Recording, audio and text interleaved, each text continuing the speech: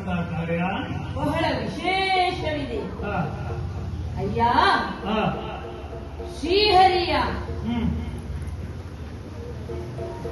ಶ್ರೀಹರಿಯ ರಕ್ಷಣೆಯಲ್ಲಿ ಆ, 3 ಯಾಗವನ್ನು ಮಾಡಿ ಹ್ಮ್, ಇಂದ್ರ ಪದವಿ ದೊರಕಿಸಿಕೊಂಡೆ. ಆ, ಆದರೂ ಹ್ಮ್, ಅಮರಾವತಿಯ ಅರಸೊತ್ತಿಗೆ ದೊರೆಯಲು ಹ್ಮ್, ತ್ರಿಮೂರ್ತಿಗಳ ಆಶೀರ್ವಾದ ಹ್ಮ್, ನಿರತ ದೊರಕಬೇಕು. ಆ, ಅದರಲ್ಲಿಯೂ ಆ, ನಮ್ಮವರಾದ ಹ್ಮ್, ದೊಡ್ಡಮ್ಮ ದಿತಿದೇವಿಯ ಮಕ್ಕಳಾದ ರಾಕ್ಷಸರು ಪದೇ ಪದೇ ಕೊಡುವ ಉಪಟಳದಿಂದ ಪಾರಾಗಲು ಶ್ರೀಹರಿಯ ಕೃಪಾ ಕಟಾಕ್ಷ ಬೇಕೇ ಬೇಕು. ಅವನ ಕರುಣೆಯಿಂದಲೇ ನಮ್ಮ ಲೋಕದಲ್ಲಿ ಸದ್ಯ ಶಾಂತಿ ನೆಲೆಸಿದೆ. ಭೂಲೋಕದವರು ಕಾಲಕಾಲಕ್ಕೆ ಸರಿಯಾಗಿ ಯಜ್ಞ ಯಾಗಾದಿಗಳನ್ನು ಮಾಡಿ ಅಗ್ನಿದೇವದ ಮೂಲಕ ಹವಿಸ್ಸನ್ನು ಕಳುಹಿಸಿ ನಮ್ಮನ್ನು ತೃಪ್ತಿಪಡಿಸುವ ಕಾರಣ ದೇವತೆಗಳಾದ ನಾವು ಕೂಡ ಬೆಳೆಗೆ ಸಕಾಲದಲ್ಲಿ ಮಳೆ ನೀಡಿ ಬೆಳೆ ಬೆಳೆಯಲು ಸಹಕರಿಸುತ್ತಿದ್ದೇವೆ. ಆ ಮೂಲಕ ನಾವು ಕೂಡ ತೃಪ್ತಿಯ ಜೀವನ ನಡೆಸುತ್ತಿದ್ದೇವೆ.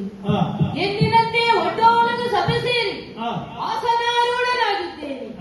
ಸುರಪನ ಸಭೆಯನ್ನು ಕಾಣುವುದಕ್ಕೆ 2 ಕಣ್ಣು ಸಾಲದು ಎಂಬ ಮಾತು ಜನಜನಿತವಾಗಿದೆ.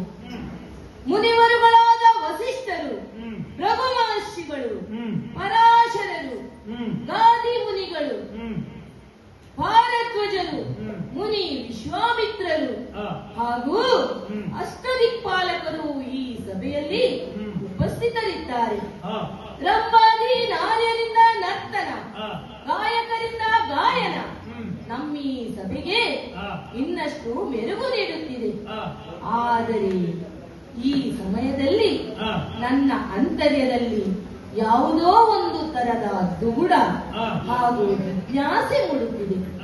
ಇದರ ಪರಿಹಾರ ಯಾರಿಂದ ಆಗಬಹುದು? ಗುರುಗಳಾದ ವಸಿಷ್ಠರಲ್ಲಿಯೇ ಕೇಳುತ್ತೇನೆ. ಅವರೇ ಸರಿಯಾದ ವ್ಯಕ್ತಿ. ಸ್ವಾಮಿ ಗುರುವರ್ಯ, ಸುರಪಾಲ, ನಿಮ್ಮಲ್ಲಿ ಒಂದು ಪ್ರಶ್ನೆ ಕೇಳಲಿ? ಕೇಳು. ನಿಮ್ಮ ಉತ್ತರದಿಂದ ನನ್ನ ದುಗುಡ ಪರಿಹಾರವಾಗಬಹುದು. ಹಾಗೆ ಕೇಳು.